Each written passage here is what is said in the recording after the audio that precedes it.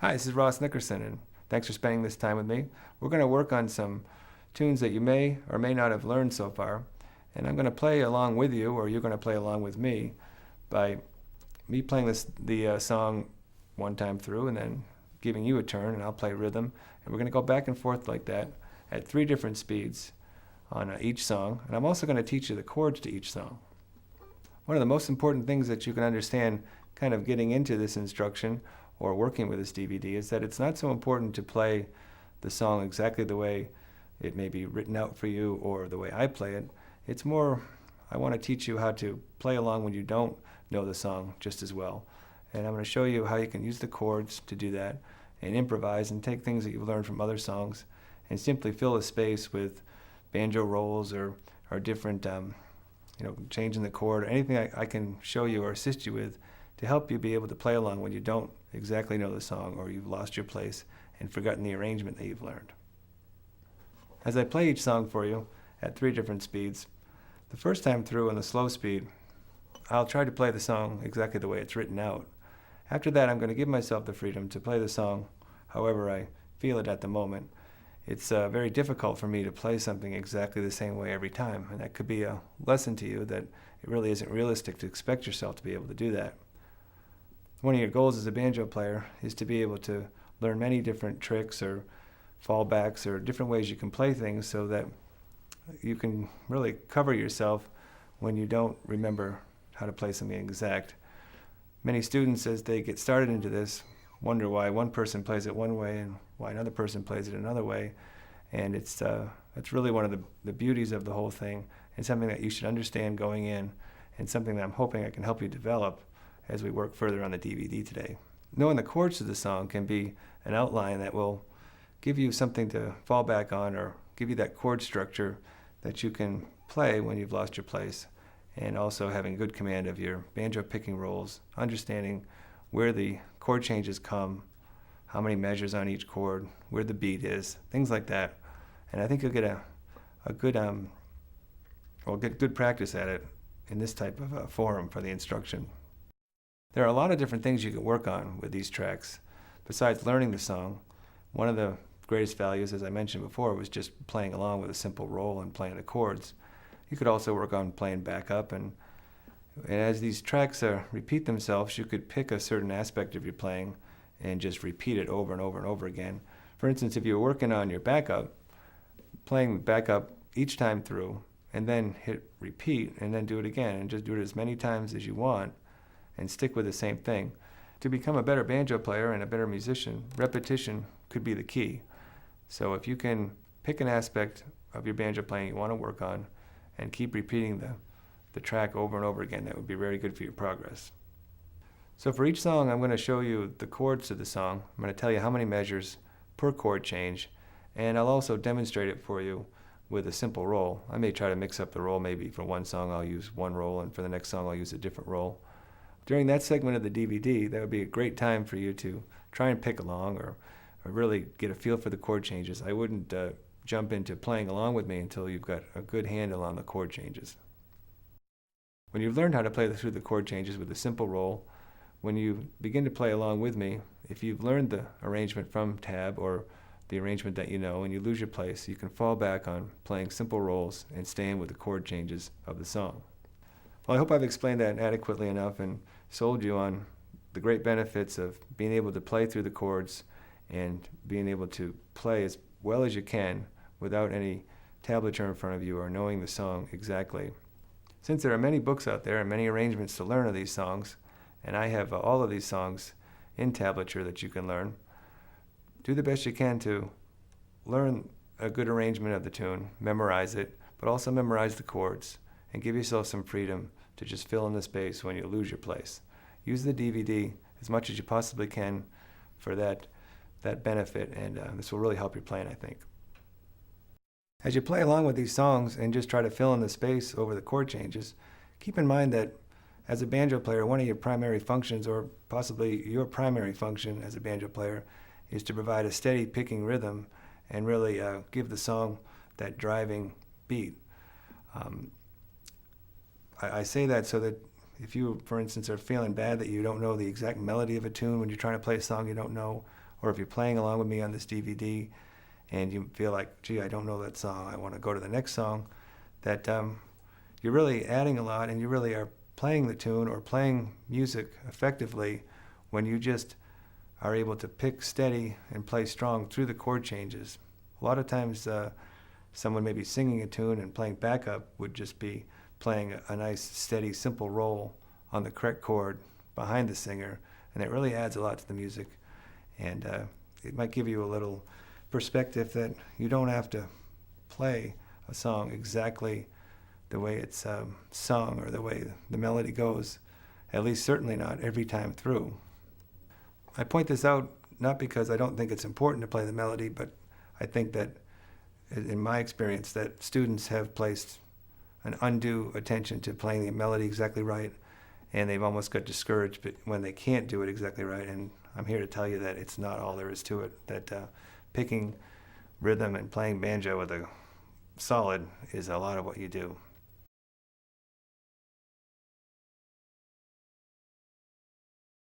Let me get started by teaching you the chords to Cripple Creek. I'm going to teach you how many measures per chord change, and it would be great if you could kind of play along with me. Jotting down the chords would be a really good idea too. And let's go ahead and get started with that. Cripple Creek is in the key of G, and I'm going to explain to you how many measures on each chord change. Also, it's important to understand the arrangement of this tune. It's a fiddle tune. There's an A part and a B part, and that's very common with fiddle tunes.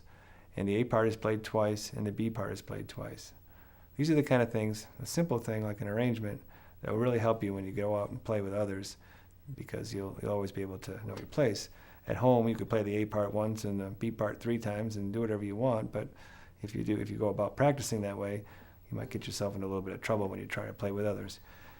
Simple chord structure, things like this, or arrangement structure, are the kind of things that keep everybody on the same page when you're playing together. Cripple Creek has the 3 basic chords, G, C, and D, or D7, depending on your level. D7 is used a lot when you're teaching banjo just because it's easy to fret. Truth is that if you're playing the guitar, you'd probably play a D major. And you can fret it like that on the banjo, or you can play all 4 fingers. There's nothing wrong with leaving that 4th string open because that's a D. So if you see me do that, that's why I'm doing that. Okay, let me give you the measures, and if you want to jot it down, that'd be fine. It'd be nice if you could memorize it too. And one of the best ways to memorize it is just say these chord changes out loud as you learn them. Okay, it's G for 1 measure. It goes to C for half a measure. That's 2 beats. And back to G for another half a measure. Okay, so the first 2 measures of the tune are G for 1 measure, C for half, and G for half. The next segment is very similar, except you play D instead of C. It's G for 1 measure, D.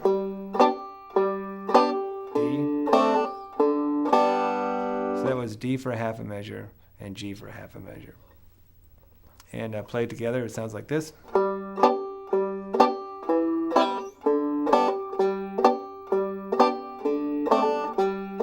Okay, that's 1 time through the A part, and you play that twice.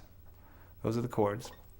The B part has the same amount of measures, and one simple way to look at it is you just simply leave out the C. So you play G right through, and you do play the D in the same place, so it's C, G,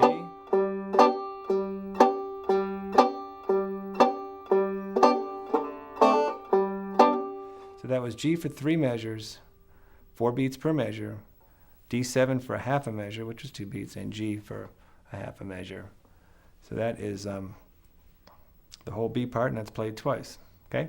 Now I'm going to play a simple roll. I'm going to use the forward reverse roll. It doesn't matter which one you want to try it with, but this one has 8 eighth notes in it, which equals 4 beats. And I'm going to play through those chord changes with that simple roll. And I'll probably play just open G. If I put my finger on the 5th fret for G, it's just another way of playing the G chord there. Okay, let me play that for you.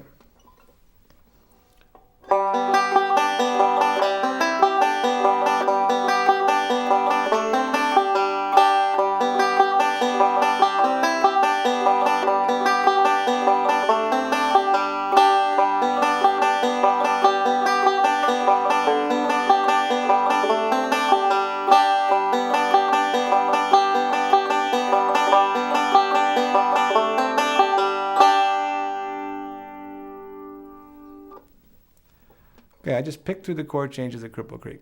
So now when you play along with me, if you lose your place or you don't know the song or you want to try something different, I've demonstrated what you could play, which is play a simple roll and play the chord changes. I'll give you an example real quick.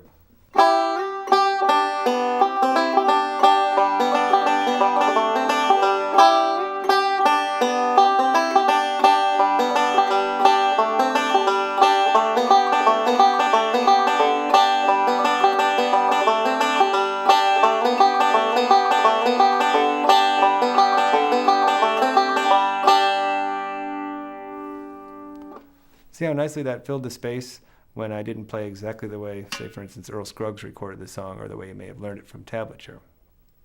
Okay, if you've mastered the chords, let's move on and play along with me. I've got it at 3 different speeds, and good luck.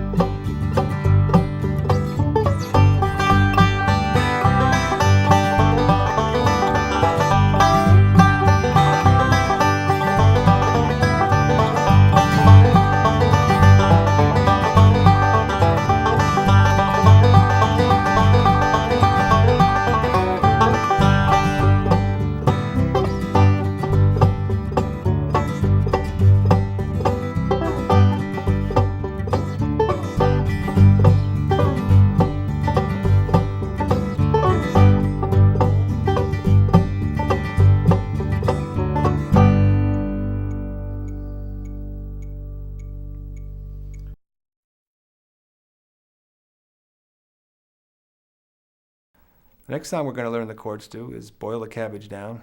Sometimes I call it Boil the Garbage Down. It's just one of those songs that you learn first because it's got simple chords and it's a good one for getting started with. The melody to this tune, if you played it on the fiddle, is very simple. It's kind of sounds something like this.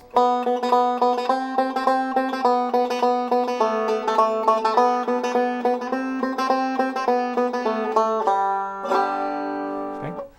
Now, we can pick over those chord changes and maybe start the roll on that melody note that I was playing there. For instance, on the G, it was the open second string B, and then on the C, it was the first fret on the second string, and when I went to the D chord, I played the second fret, third string. And you can play around the melody as you play through the chord changes, but let me go ahead and demonstrate the chords and tell you how many measures per. For the Boil the Cabbage Down, you got one measure of G, one measure of C, one measure of G, measure of D, one measure of G, measure of C. Now here, a half a measure of G, a half a measure of D, and back to a measure of G. So the half measures is just one thumb pinch, 2 beats, and that's how the song turns around. So you could say G, C, G, D7, G, C, G, D7, G. I said try to say it quicker so that you can remember that the change is quicker at the end. It's just half a measure there. Okay, let me go ahead and pick through those changes with just a simple roll. I'll use the alternating thumb roll. Let's do that, okay? Actually, let me use the forward roll, and I'll start the forward roll on that melody note that I showed you. Okay, here we go. G, C, G, D.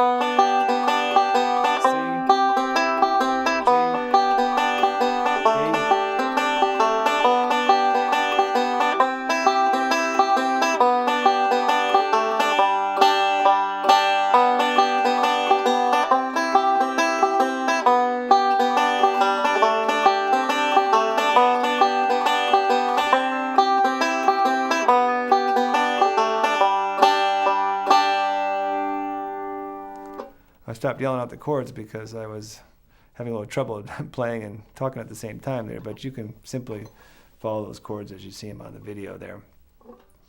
And just to give you a little incentive, you can play, mix up that roll and do all kinds of things over those chord changes as you play along with me on the next track on the DVD.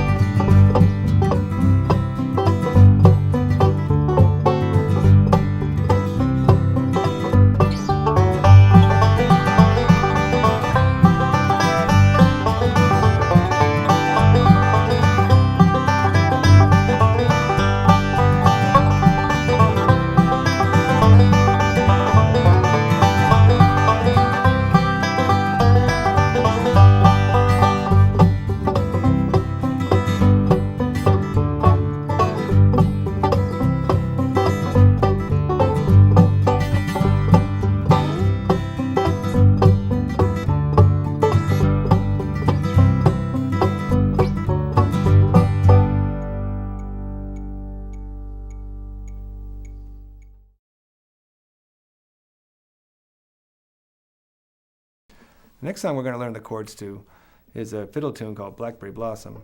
And this is an excellent exercise. It's a pretty song to play and fun to learn for students. But it's a great chord exercise as well, because the chords change every half measure in the A part. And in the B part, you have a minor chord and a seventh chord, which gives you a chance to stretch your knowledge a little bit, whereas you may not have played a minor chord in the songs you've learned so far. Being as Blackberry Blossom is one I normally teach to students fairly early in their banjo lessons. Okay, now I'm going to play the chords to this in the 4-finger chord shapes. Hopefully you've mastered those. I encourage you to master them ASAP. If you haven't, it will be really helpful to you. You need these 4-finger chord shapes to be able to mute the strings and give more of a percussive sound as you play this backup. And some of the ones I've demonstrated so far, I've played chords like C down here, for instance. And actually, I have a technique that I had to kind of come up with just to kill that one string from ringing. But anytime you're pinching on the open strings, it gets kind of noisy and you don't get that percussive sound. It's just too much noise, really, to do it that way. You can start that way if you haven't mastered these chords, but that's the purpose for getting these chords down, so you can mute the strings. Okay, let me play through Blackberry Blossom for you. I'm going to, you can jot this down. I'll go ahead and play it for you and say it out loud. It's G. Now, all these are going to be half measures as we go along. One thumb pinch per chord. So here's G, G, D, C, G, C, back to G, A, D, G, D, C, G, C, G, D, G. And it's going to repeat that. You may have to back up the DVD to jot those down, but if you can memorize the sequence, G, D, C, G, C, G, A, D, you just memorize that segment or that progression, and remember that it's half a measure each. Play it twice. Okay, now the second part is goes to E minor, and it plays E minor for 3 measures. So we're going to go like this.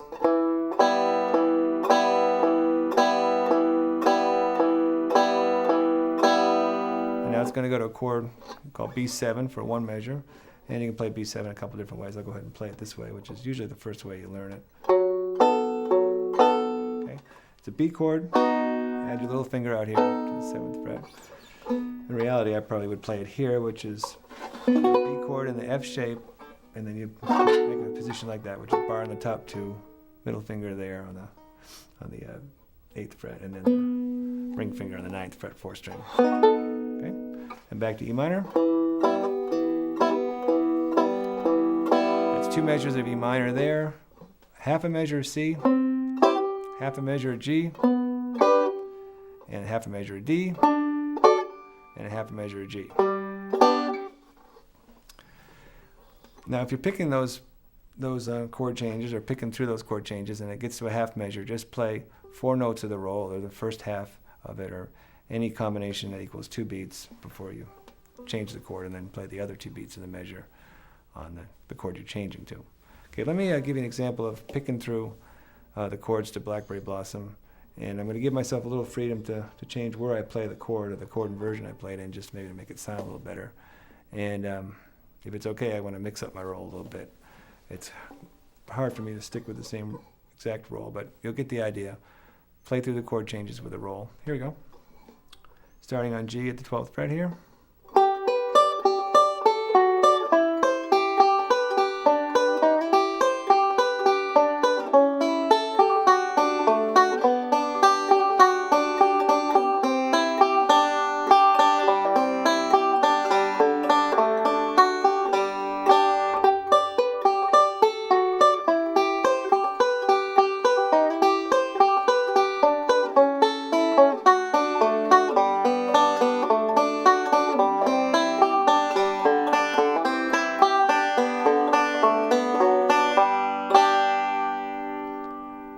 And the second part.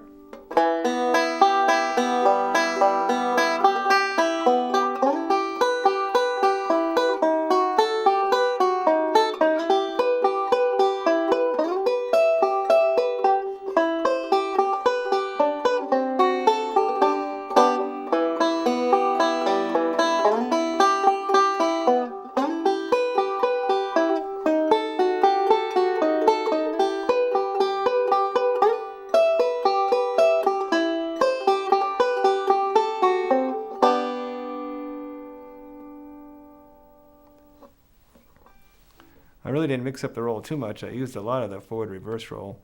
That one really works very good with that because it's easy to split the measure. And you change the chord on the back half of it there.